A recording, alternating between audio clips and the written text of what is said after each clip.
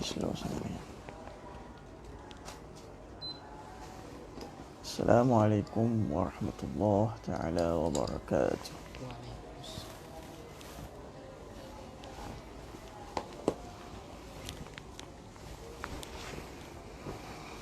Hai Allah, hai. Assalamualaikum warahmatullahi taala wabarakatuh. InsyaAllah malam ini kita akan teruskan pengajian Fawaid Surah Al-Kahfi, yang mana 2 hari lepas tidak diberi taufik Allah Ta'ala untuk buat demikian. Malam ini kita akan terus lagi perjuangan kita, insyaAllah. Hari ini masuk siri yang ke-8, ya, Surah Al-Kahfi. Jadi tuan-tuan komen dulu suara okey tak okey. Siapa yang okey, komen Alhamdulillah, suara jelas. Dan sila kongsi, share pada kawan-kawan kita, tag nama-nama mereka. Kita akan mulakan pengajian kita sebentar lagi, insyaAllah. Kalau jelas, komen Alhamdulillah, jelas.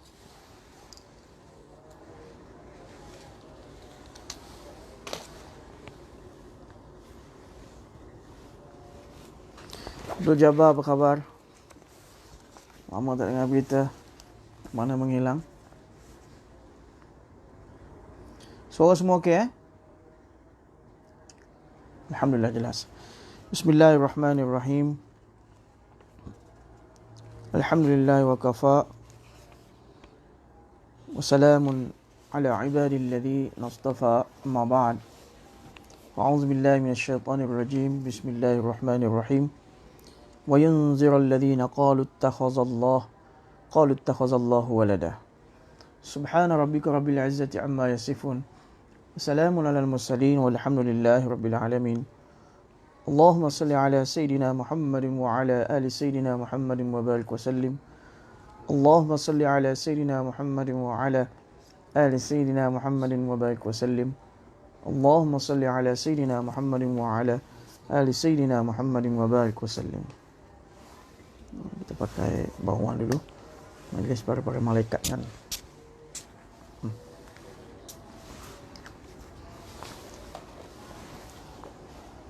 Jadi malam ini masuk pada ayat wa yunzirul ladzina qalu ittakhazallahu walada.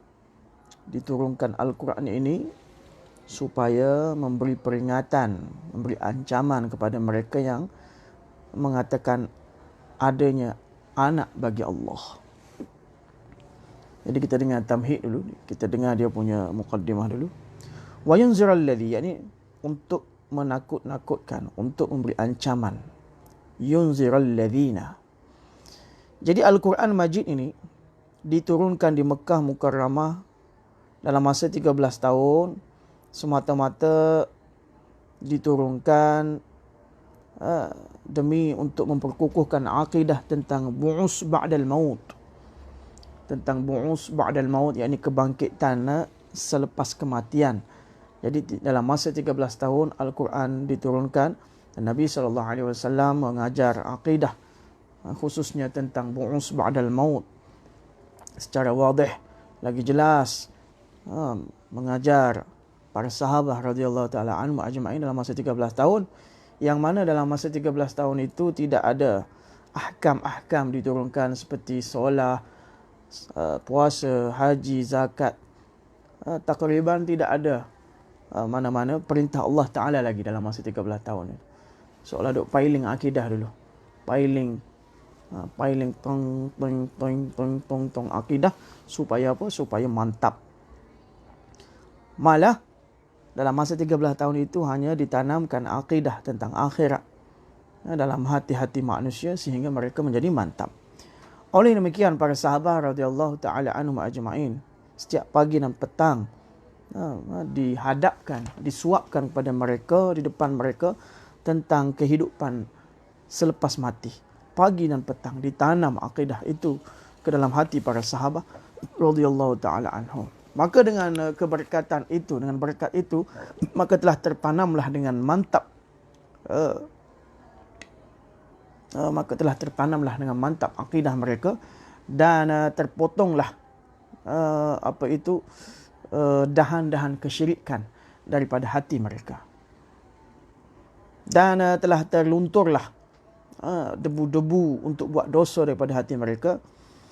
Ini kerana bila mana dalam hati manusia telah mantap akan perkara ini, bahawa satu hari aku akan menghadap Allah Subhanahu Wa Taala, maka baginya menumpukan di dalam amalan salihah di dalam dunia ini akan jadi mudah, dan mengelakkan diri, mencegah diri daripada melakukan amal sayyi'ah baginya akan jadi mudah, tidak ada masalah baginya.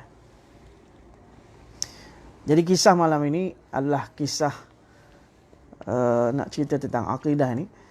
Syekh bawa mari kisah Faruq A'zam. Gelarannya Faruq A'zam. Beliau adalah Sayyidina Umar Ibn Khattab radhiyallahu ta'ala anhu. Bagaimana kisah beliau ketika qabul Islam pada awal-awal Islam dahulu. Boleh tuan-tuan? Boleh saya teruskan?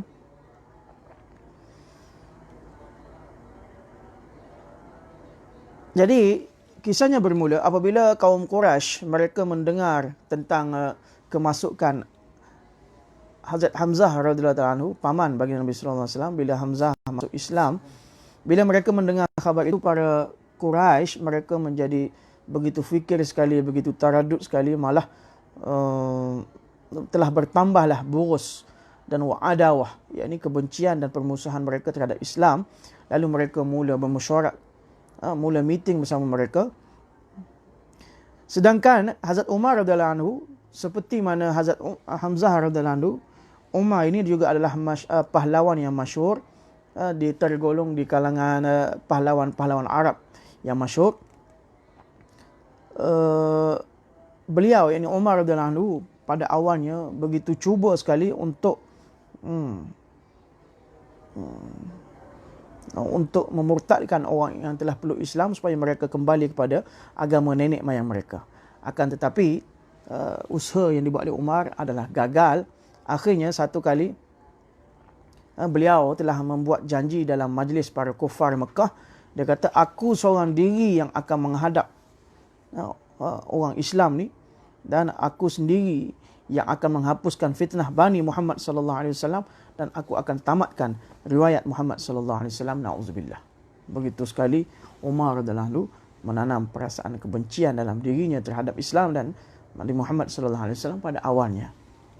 Bila Abu Jahal mendengar perkara ini, maka dia kata, kalaulah kamu berjaya merealisasikan visi ini, maka aku akan hadiahkan kepada kamu 100 ekor unta dan 1000 ruqyah perak. Aku akan bernazar dan aku akan kurniakan kepada siapa? Kamu, Umar radhiyallahu anhu. Maka Hazrat Umar radhiyallahu anhu telah keluar dengan pakaian dipenuhi dengan senjata. Maka dia telah keluar untuk mencari Muhammad sallallahu alaihi wasallam. Pada pertengahan jalan beliau berjumpa dengan Sa'ad bin Abu Waqqas radhiyallahu anhu. Lalu Sa'ad tanya, wahai Umar, kamu nak ke mana wahai Umar? Maka Umar menjawab, aku nak keluar, nak cari dan nak bunuh Muhammad sallallahu alaihi wasallam.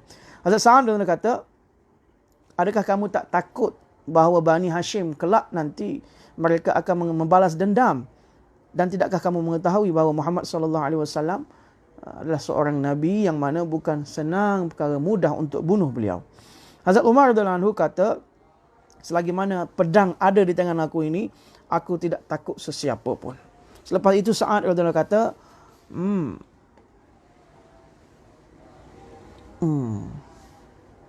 Hazrat Sa'ad radhiyallahu anhu kata, kamu kalau nak bunuh aku atau Muhammad sallallahu alaihi wasallam, kamu bunuh selepas ini. Pertama sekali kamu kena ambil hal ehwal ahli keluarga kamu dulu, yang mana banyak ahli keluarga kamu telah pun peluk Islam, yakni Islam telah pun masuk di rumah-rumah kamu. Bila mendengar perkara itu, Hazrat Umar radhiyallahu anhu pertama sekali dia tukar roh perjalanannya pergi ke rumah adik perempuannya, yang mana sebelum ini niat dia keluar nak bunuh Nabi Muhammad sallallahu alaihi wasallam. Nauzubillah. Pada pertengahan jalan, bila telah pusing perjalanan beliau pergi ke rumah adik perempuannya untuk menukar agama adik perempuannya daripada Islam kepada agama nenek moyang. Bila sampai ke rumah adik perempuannya, di sana Hazrat Khabbab bin Al-Arat, ada Hazrat Khabbab bin Al-Arat dan adik kepada Umar, yakni Hazrat Fatimah radhiyallahu taala anha, dan suaminya Hazrat Sa'id bin Zaid, yakni adik ipar Umar Al-Khattab, yang mana mereka sedang mempelajari Al-Quranul Karim. Bila mereka mendengar tapak kaki Umar ataupun suara Umar yang telah datang ke rumah mereka, maka Hazrat Khabbab bin Al-Arat telah masuk sembunyi dalam rumah tersebut, telah tersembunyi dalam satu tempat dalam rumah tersebut, dan beliau telah menyembunyikan juga warkah-warkah Al-Quran yang dibaca. Dengan segera beliau menyembunyikan Al-Quran. Bila saja Umar dalam masuk dalam rumah, maka dia tanya, "Oi, kamu baca apa tu?" Maka dengan segera adik perempuannya lalu dengan segera beliau memegang Sa'id bin Zaid, yang mana adik ipar dia tadi. Lalu dia mula memukul Sa'id bin Zaid. "Kenapa kamu masuk Islam?" dia kata. Maka adik perempuan Umar, yakni suami pada Zaid tadi, maka dia datang untuk melepaskan Umar daripada memukul suaminya. Dan Umar tak puas hati, dia tetap pukul juga adik perempuannya sekali, Fatimah radhiyallahu anha, sehingga telah keluar darah habis ke mukanya.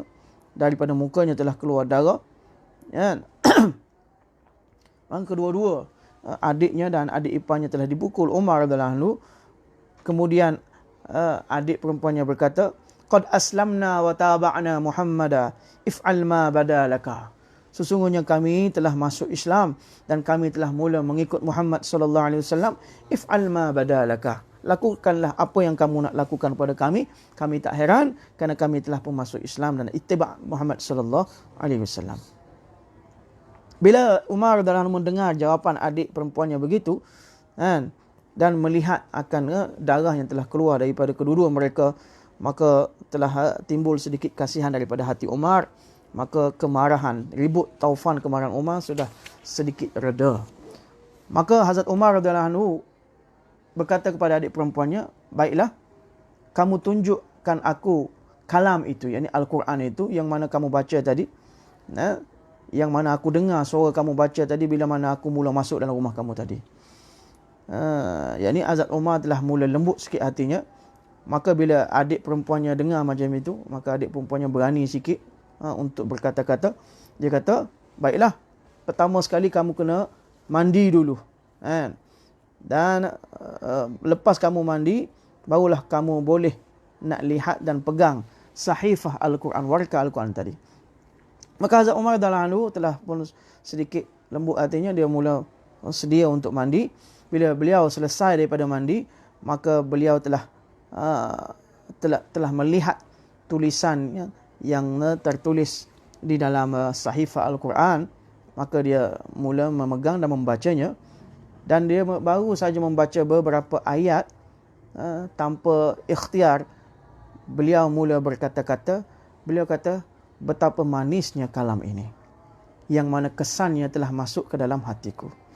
Mendengarkan itu, Hazrat Khabbab yang mana sedang menyembunyi dalam rumah tadi terus bergegas keluar. Dengan segera dia keluar lalu kata, "Wahai Umar, mubarak ho. Wahai Umar, tahniah kepada kamu. Kerana aku baru saja mendengar Nabi Muhammad sallallahu alaihi wasallam telah mendoakan akan hak kepada kamu. Nabi sallallahu alaihi wasallam telah mendoakan kebaikan kepada kamu dan nampaknya doa itu telah dikabul Allah Subhanahu wa taala. Baru semalam aku dengar Nabi sallallahu alaihi wasallam telah minta doa, Ilahi, ya Allah, kau masukkanlah Islam sama ada Umar bin Khattab ataupun Umar bin Syam, yakni Abu Jahal. Maka nampaknya Allah Subhanahu wa taala telah memilih kamu." Kemudian Khabbab bin Al-Arat telah mula membaca rukuk pertama surah Taha. Maka bila Hazrat Umar radhiyallahu anhu mendengar Hazrat Khabbab bin Al-Arat membaca surah Taha, maka Umar radhiyallahu anhu mula menangis terisak-isak, keluar air mata daripada matanya. Maka Umar radhiyallahu anhu berkata kepada Khabbab, "Waktu ini bawalah aku kepada Nabi Muhammad sallallahu alaihi wasallam." Waktu itu Hazrat Umar radhiyallahu anhu dibawa kepada Nabi sallallahu alaihi wasallam yang mana pada ketika itu berada di Darul Arqam. Maka waktu itu Umar telah bergegas pergi ke Darul Arqam dengan membawa pedang yang telanjang di dalam tangannya. Dan waktu itu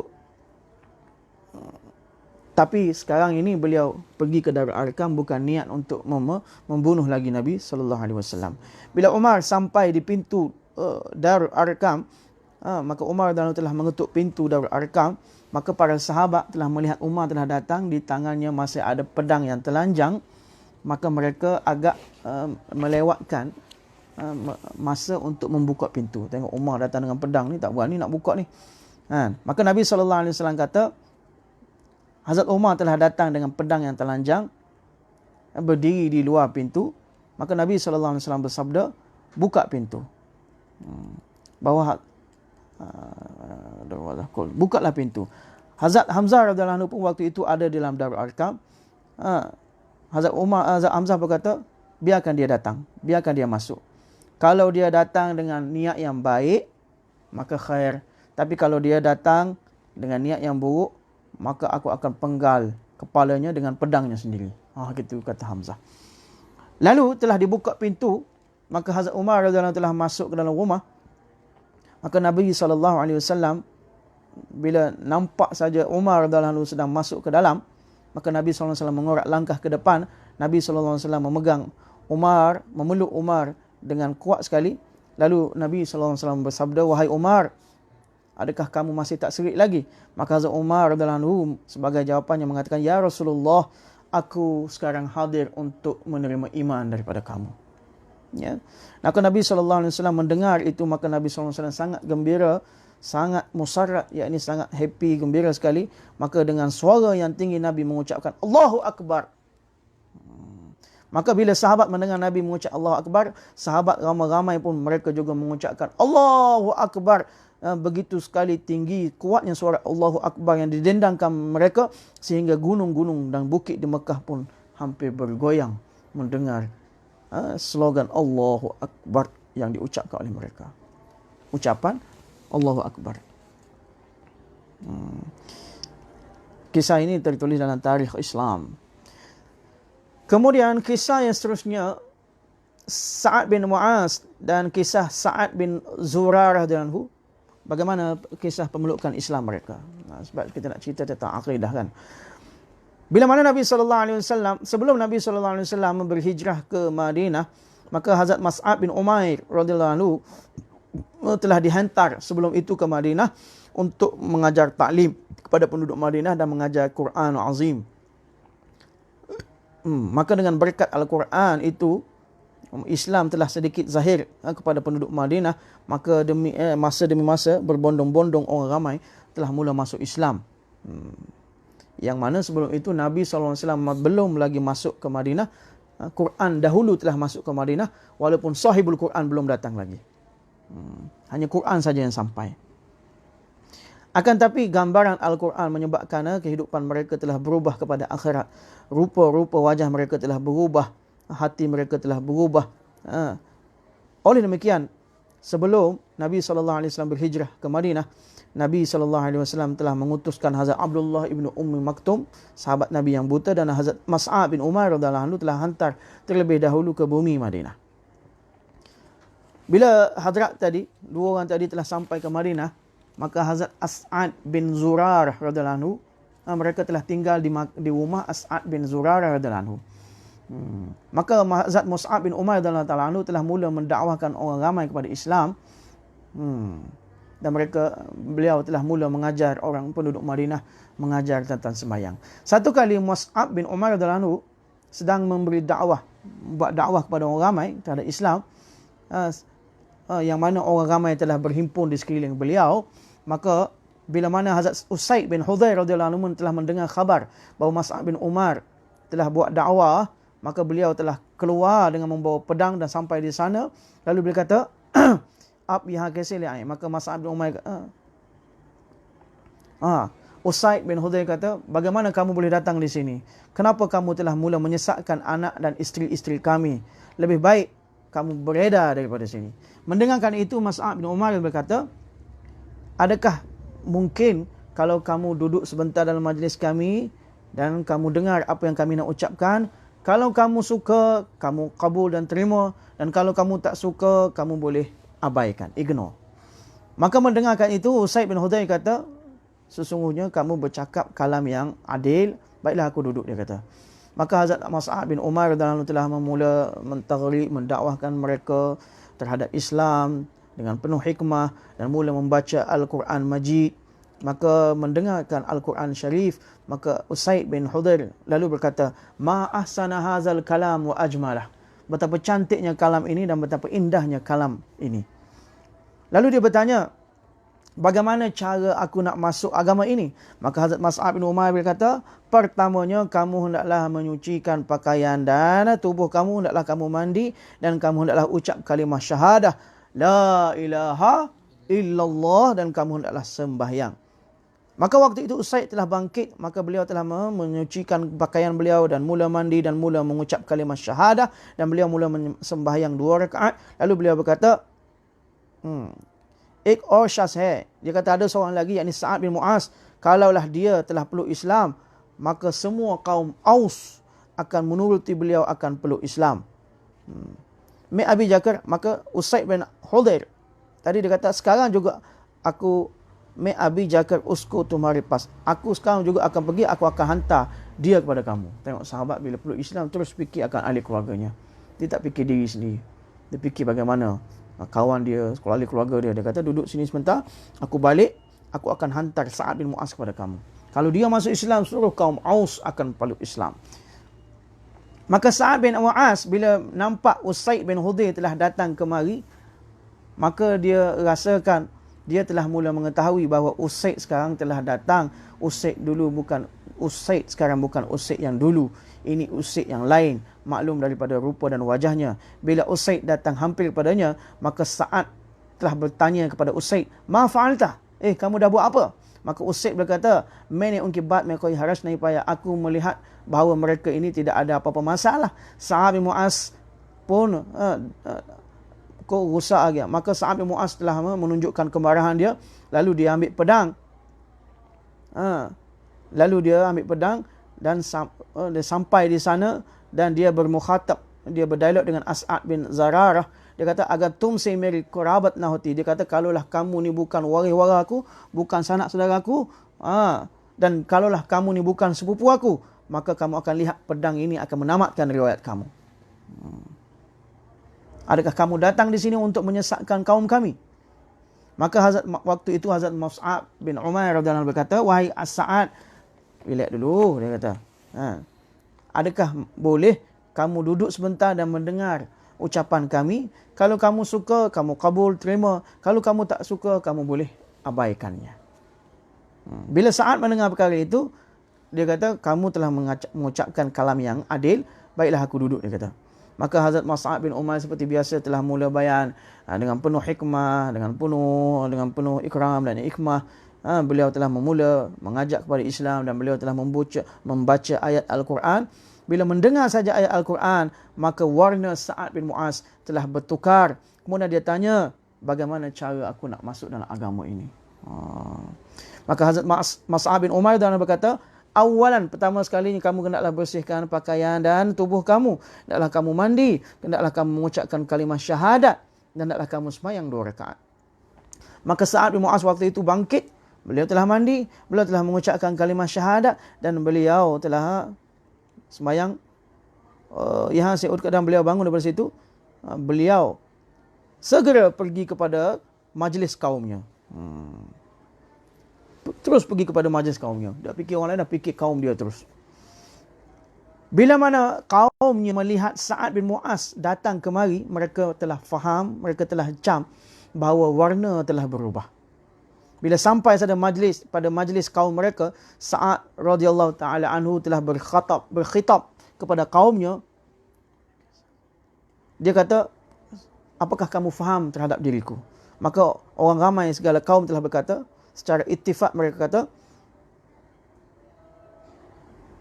bahawa kamu tumhari sardar, bahawa hamari sadar, bahawa kamu adalah penghulu kami dan kamu adalah afdal di kalangan kami.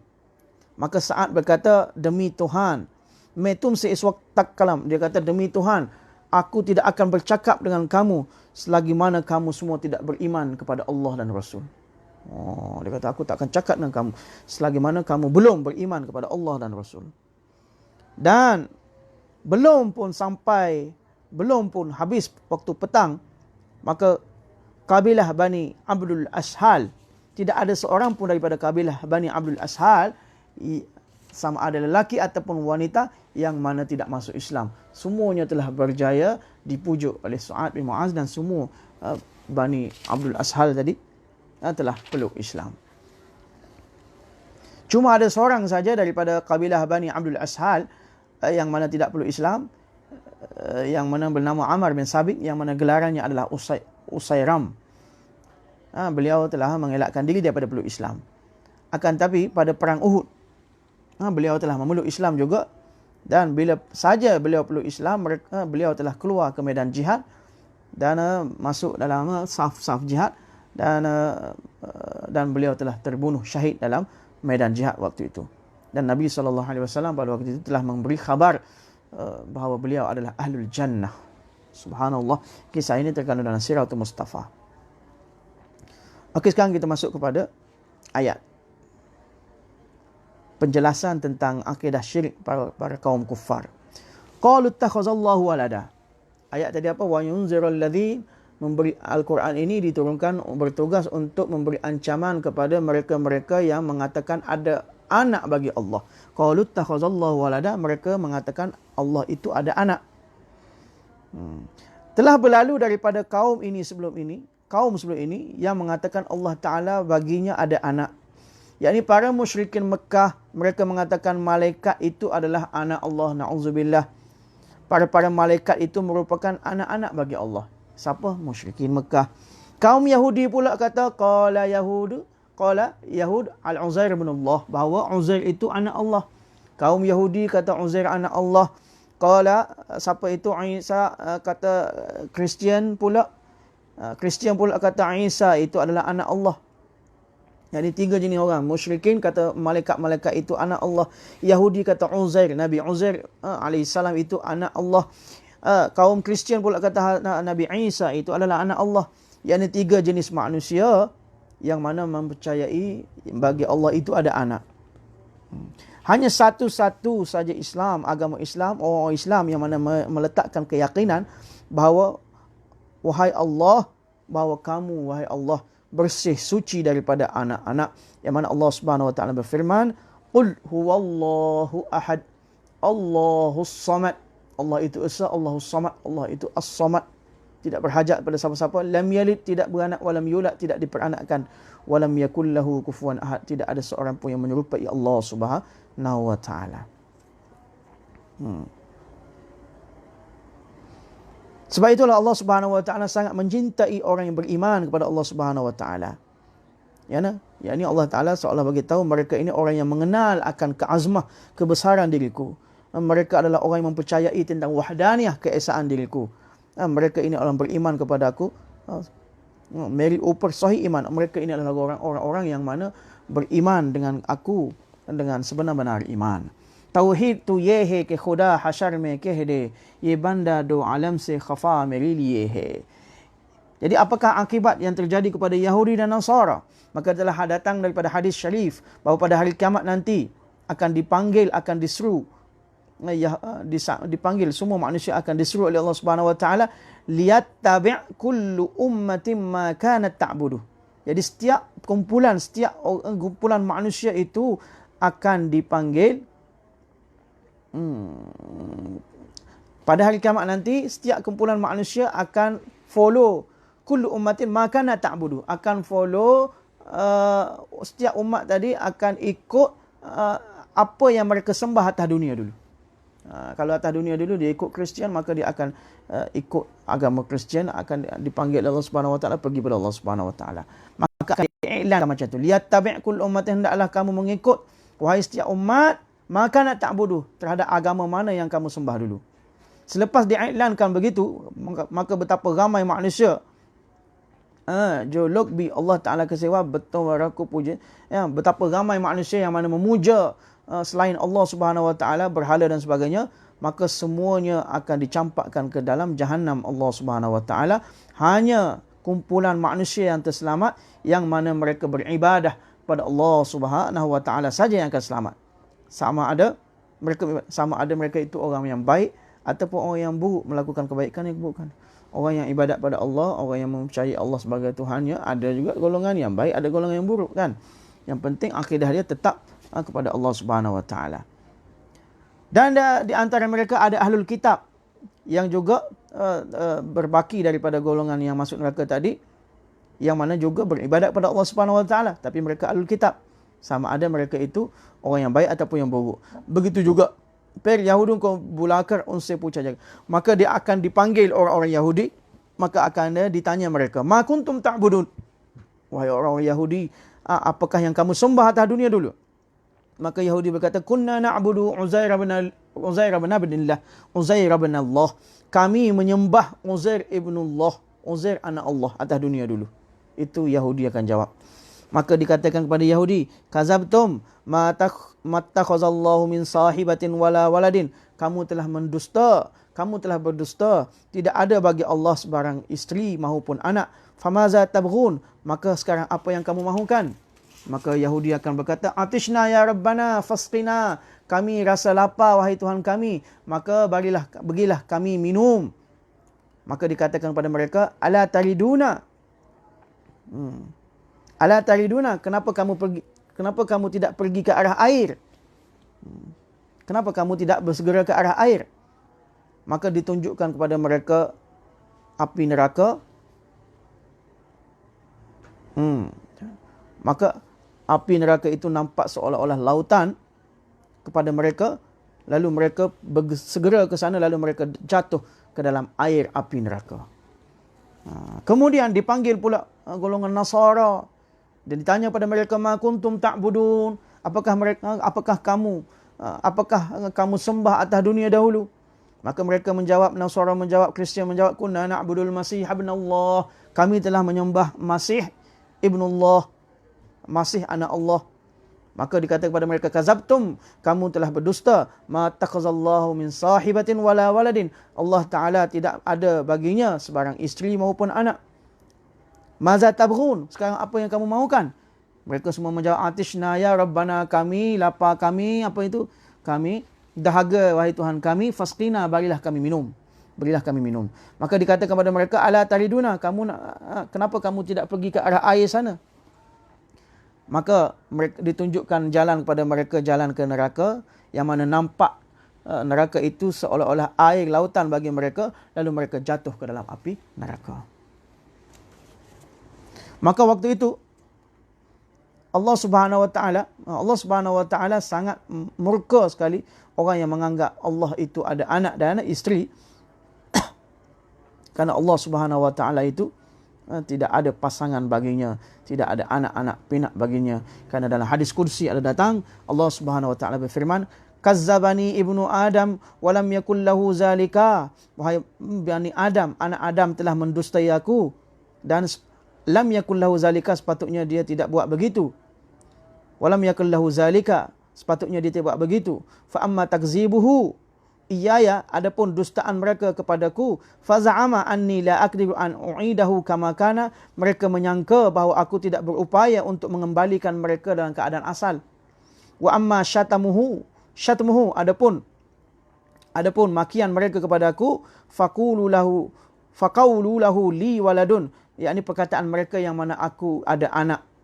Fasubhani, segala puji bagi aku, an attakhiza sahibatan aw walada. Maha suci diriku bahwasanya aku menjadikan bagi diriku isteri maupun anak. Hadis dalam Sahih Bukhari.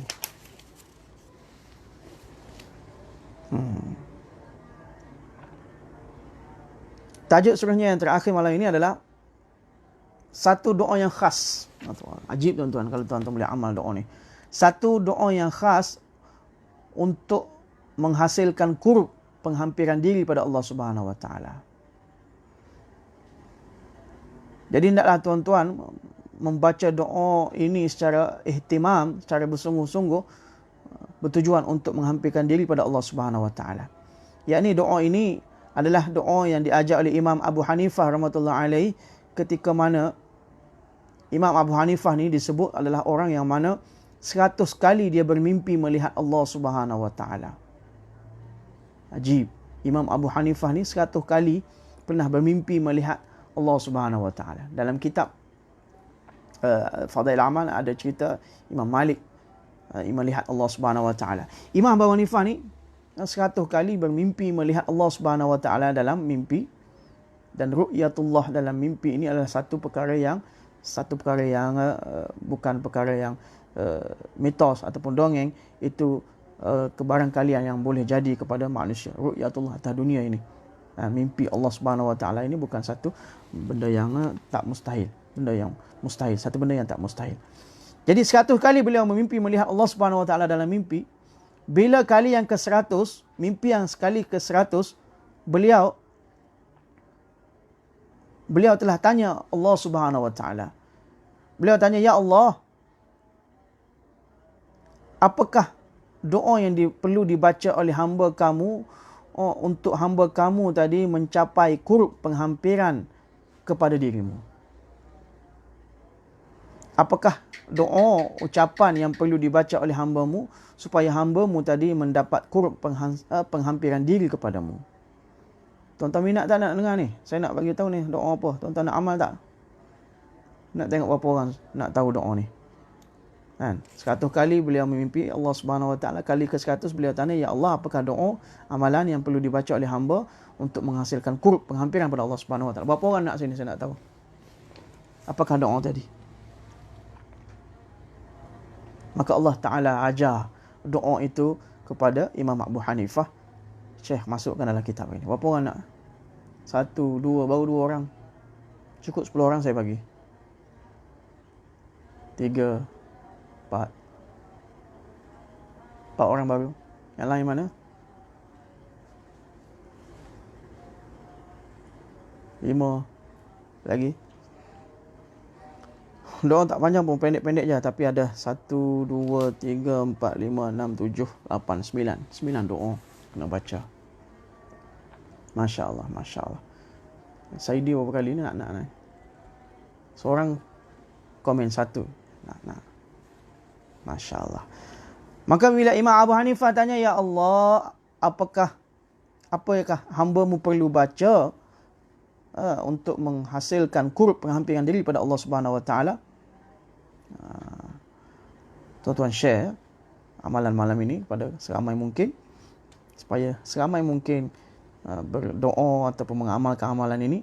Walaupun saya tak istiqamah, insya-Allah mudah-mudahan saya juga akan mendapat qurb penghampiran diri pada Allah Subhanahu Wa Taala. Maka Allah Subhanahu Wa Taala mengajar Imam Abu Hanifah akan doanya. Pertamanya, Subhanal abadiyil abad. Saya baca dulu. Subhanal abadiyil abad. 2. Subhanal wahidil ahad. 3. Subhanal fardis samad. 4. Subhana rafi'is sama'i bila amad. 5. Subhana man basatal arda ala ma'in jamad. 6. Subhana man khalaqal khalqa fa ahsahum adad. 7. Subhana man qasama rizqa wa lam yansa ahad. 8. Subhanalladzi lam yattakhiz sahibatan wala walad. Nombor 9. Subhanalladzi lam yalid wa lam yulad wa lam yakul lahu kufuwan ahad. Doa itu semua diakhiri dengan huruf dal belakang. Tuan-tuan dah ingat semua? Alhamdulillah. Kalau dah ingat, boleh kita tutup majlis. Ingat. Okey, saya baca sekali lagi berserta dengan terjemah sedikit sebanyak. Subhanal abadiyil abad. Maha suci Allah yang mana yang kekal selama-lamanya. Abadiyil abad. Subhanal wahidil ahad. Maha suci Allah yang esa dan esa. Subhanal fardis samad. Maha suci Allah yang fard, yang tunggal, dan samad yang tidak berhajat kepada sesiapa pun. Subhana rafi'is sama'i bila amad. Maha suci Allah yang meninggikan langit bila amad, tanpa sebarang tiang. Subhana man basatal ard. Maha suci Allah yang menghamparkan bumi ala ma'in jamad, di atas air yang jamad, air yang tidak bergerak. Subhana man khalaqal khalq. Maha suci Allah yang mencipta makhluknya, fa ahsahum adad, Lalu Allah Subhanahu wa taala sendiri yang mengetahui akan bilangannya. Subhanaman qasama rizqa wa lam yansa ahad. Maha suci Allah yang membahagi-bahagikan rezeki wa lam yansa ahad, dan tidak pernah melupakan sesiapa pun. Subhanalladzi lam yattakhiz sahibatan wala walad. Nombor 8 ni lah yang berkaitan dengan ayat tadi. Kita nak baca qalu takhazallahu walada kan. Maha suci Allah yang tidak menjadikan isteri, yang tidak ada baginya isteri maupun anak. Nombor 9, subhanalladzi lam yalid wa lam yulad wa lam yakul lahu kufuwan ahad.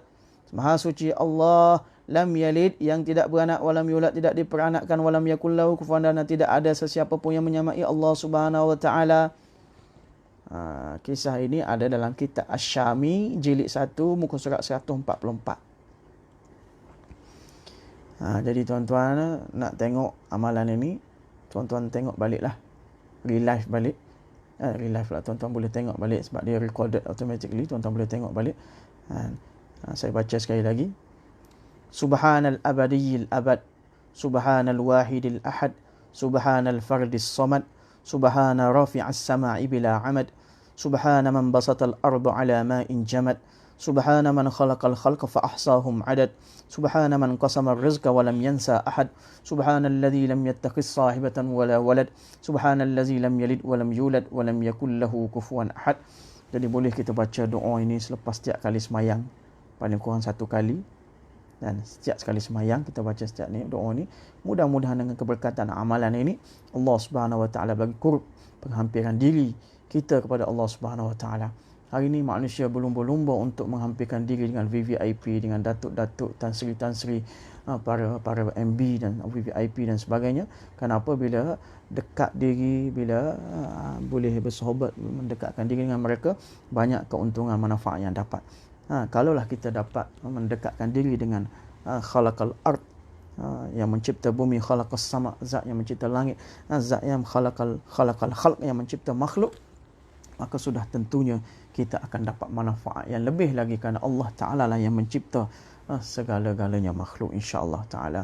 Mudah-mudahan Allah Ta'ala bagi taufik kepada kita, dan tuan-tuan boleh tengok balik nanti live ini untuk tuan-tuan hafal, baca sekali dalam selepas setiap kali semayang. Mudah-mudahan Allah Subhanahu wa taala bagi qurb, penghampiran diri kita kepada Allah Subhanahu wa taala dan seluruh umat, insya-Allah. Tuan-tuan boleh. Jadi kita akan sambung lagi pengajian kita pada malam esok, malam lusa, insya-Allah. Tuan-tuan istiqamah di sini, insya-Allah. Mudah-mudahan kita memahami isi surah Al-Kahfi ini, dan supaya kita mudah membacanya dengan penuh perasaan pada setiap hari Jumaat. Mudah-mudahan Allah Subhanahu wa taala bagi qurb kepada kita dan seluruh umat. Akhiru da'wana alhamdulillahirabbil alamin. Allahumma rabbana zalamna anfusana wa illam taghfir lana tarhamna lanakunanna minal khasirin. Allahumma faqihna fid din wa 'allimna at-ta'wil wahdina ila sawa'is sabil. Allahumma maghfiratuka awsa'u min dhunubina wa rahmatuka arja' 'indana min 'amalina. Allahumma qdi hajatina wa hiya anta wa ridaka. Allahumma nawwir qulubana bi'ilmi wasta'mil abdanana bi ta'atik bi rahmatika ya arhamar rahimin. ربنا تقبل منا دعاءنا إنك أنت السميع العليم تب علينا إنك أنت التواب الرحيم صلى الله تعالى سيدنا حبيبه محمد النبي الأمي وعلى آله وصحبه أجمعين برحمتك يا أرحم الراحمين والحمد لله رب العالمين. جزاكم الله خير الجزاء. السلام عليكم ورحمة الله تعالى وبركاته.